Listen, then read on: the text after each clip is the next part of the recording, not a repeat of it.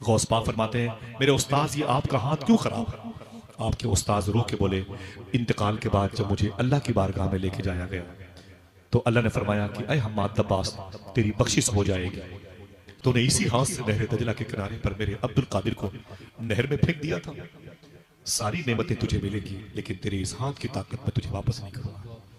میرے اس ہاتھ کو یوں کر دیا گیا، اے عبد القادر میں جب ادھر دیکھتا ہوں تو خوش ہوتا ہوں، اللہ کو یاد کرتا ہوں، لیکن جب داہنا ہاتھ یاد مجھے نظر آتا ہے وکلانگ تو پھر مجھے تو یاد آتا ہے۔